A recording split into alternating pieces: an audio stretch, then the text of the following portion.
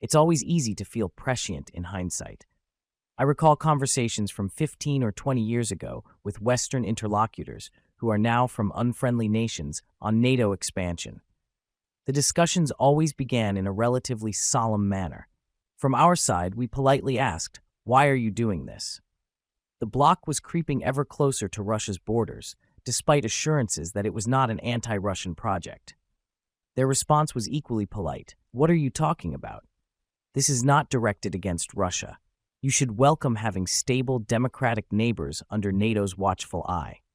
After an hour, especially in informal settings, the real opinions began to surface. We warned, if you keep pushing, you'll eventually reach Ukraine, and that is impossible. That is the red line. The response? Come on. You objected to Poland and Hungary, and then you accepted it. You were angry about the Baltics, and nothing happened. What's the difference with Ukraine? You'll get used to it just like before. Our objections? No, you don't understand. Ukraine is entirely different. This will not be the same. This will end badly. Were met with amused smiles and condescending nods. We understand your concerns, but don't worry, we'll handle it, their expressions seemed to say. A foretold crisis. We were right. They were wrong. But that fact does not make today's reality any easier. The drive to pull Ukraine into NATO, an irresistible prize for the Atlantic Bloc, was not some last-minute maneuver. U.S. State Department documents from the 1990s show that Ukraine's future membership in NATO was discussed even as the Soviet Union collapsed.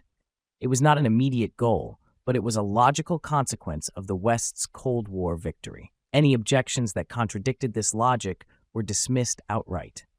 The geostrategic miscalculations and arrogance that defined the so-called liberal world order are one thing, but what is more interesting is why Ukraine actually turned out to be very different. Why did those for whom Ukraine was just another chess piece in a grand geopolitical game fail to understand its unique position? Or did they understand but simply not care? One interpretation is that the Ukrainian question is inseparable from the Russian question. The two are intertwined in a web of history, geography, religion, culture, and mythology.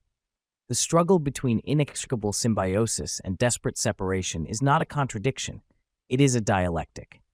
Every attempt to define one without the other results in instability, and each time outsiders tried to manipulate this balance for their own ends, the result was disastrous. Western strategists have long obsessed over the Russian question, always looking for ways to minimize Moscow's influence. The collapse of the USSR presented a unique opportunity to contain Russia's resurgence. What followed was an attempt to reshape Eastern Europe to the West's advantage, with no regard for the consequences. A fantasy of nation-building.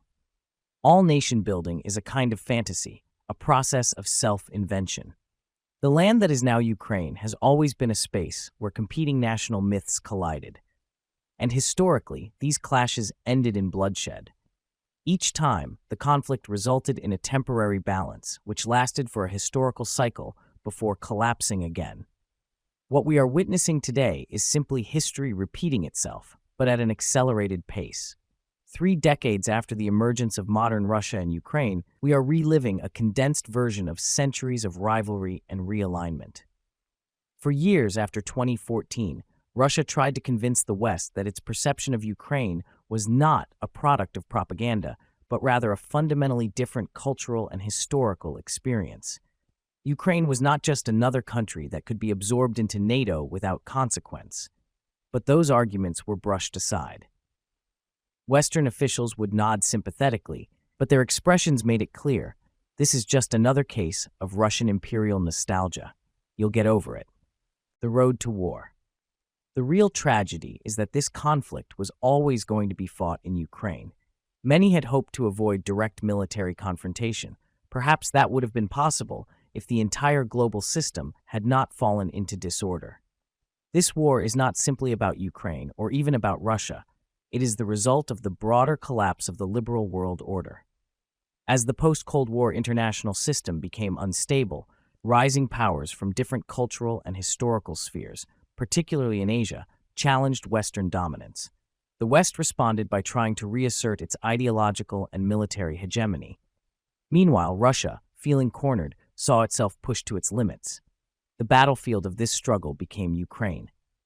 Two geopolitical crises have now merged into one. On the one hand, there is the long-standing issue of European security, inherited from the Cold War. On the other, there is the question of Russian and Ukrainian self-determination, which predates the existence of modern nation-states. Either of these issues alone would be immensely complex. Together, they form an unsolvable puzzle. The war that began in 2022 was intended to resolve the first issue, the question of European security. But as it progressed, the second issue, the deep and inescapable Russian-Ukrainian entanglement, became just as central. No winners in a draw. The future of the world order will not be decided on the battlefields of Ukraine, unless, of course, events spiral into a nuclear catastrophe, a scenario that cannot be entirely ruled out. The world is much larger than the confrontation between Russia and the West. That is why the global South and much of Asia remain largely indifferent to this conflict, watching from the sidelines as they pursue their own interests. But for Russia, Ukraine, and the West, there is no escaping this battle. The outcome of this war will determine the future relationship between Russia and its neighbors, as well as Russia's role in the international system. And one thing is certain: no one is interested in a draw.